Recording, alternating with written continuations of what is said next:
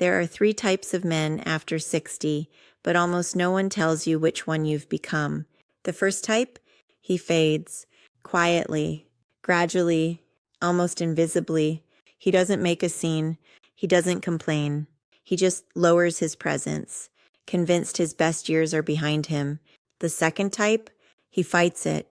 He tries harder, talks louder, dresses louder, pushes energy that doesn't quite belong to him anymore.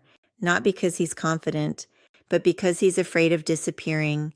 And then there's the third type, the one most men don't understand, but the one women notice instantly. He doesn't chase attention anymore, and somehow he gets more of it than ever.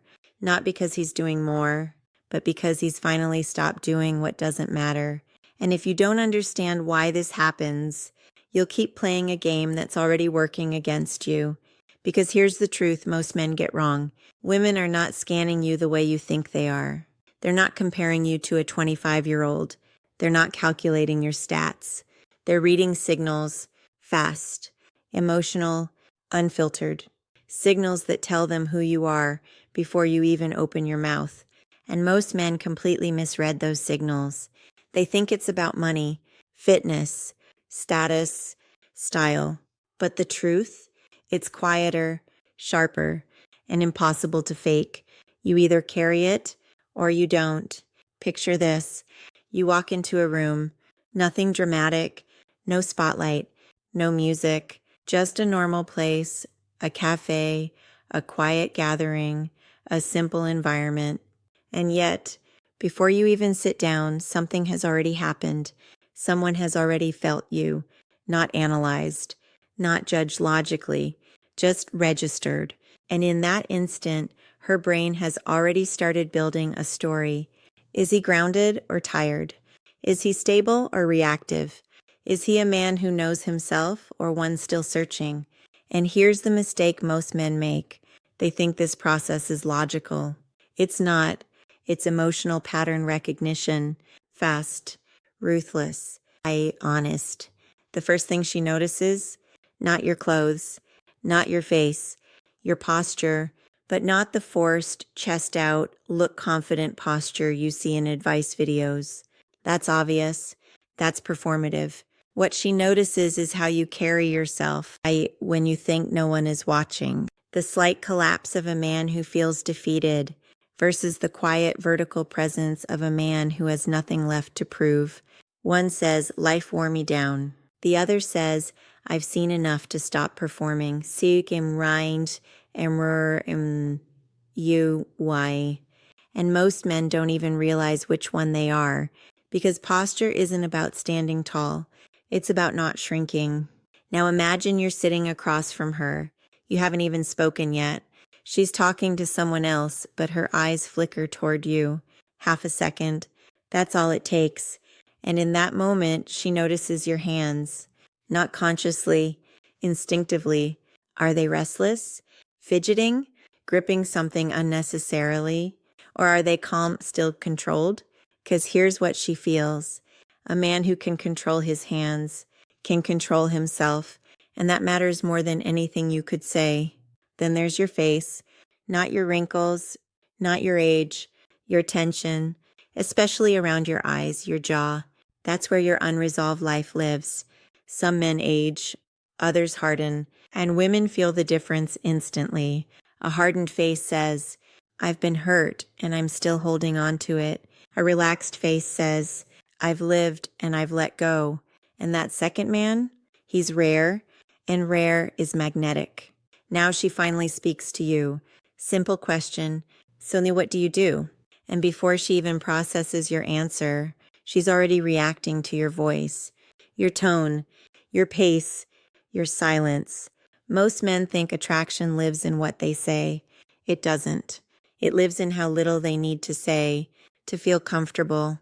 A rushed voice says, I need you to understand me. A calm voice says, you'll understand or you won't. And that difference, it changes everything. But here's where most men lose it.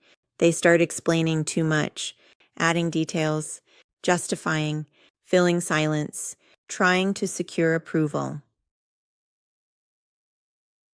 And without realizing it, they flip the dynamic. They go from being observed to trying to be accepted. And that kills attraction instantly because curiosity needs space, and most men suffocate it with words. Now there's a pause, silence, and your eyes become the next signal, not forced eye contact, not dominance games, just presence, the ability to look without needing anything back. That's rare. And when a man is truly present, everything slows down, and that tension, that quiet, effortless tension, that's what keeps her engaged. Now you stand up. Maybe you leave. Maybe you move across the room, and your walk says everything. Not exaggerated, not forced, just your natural rhythm. A man who rushes signals pressure. A man who moves at his own pace signals control. Not control over others, control over himself. And that's what women feel. But here's the truth most men aren't ready for. You can't fake any of this. You can't turn it into a checklist, because women don't respond to behavior. They respond to what the behavior reveals. You can fake posture, but not presence. You can slow your voice, but not your need for validation. You can hold eye contact, but not your intention behind it.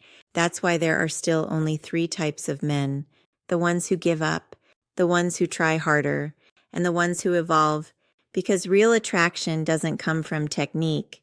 It comes from identity, from alignment, from becoming the man who no longer needs to prove anything. And here's the shift that changes everything. The moment you stop needing to be seen a certain way, your entire presence transforms. Your posture relaxes without collapsing. Your voice slows without effort. Your energy settles without force.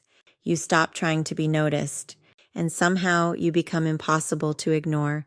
You don't become attractive by adding more. You become attractive by removing everything that isn't you. And that's what most men never reach.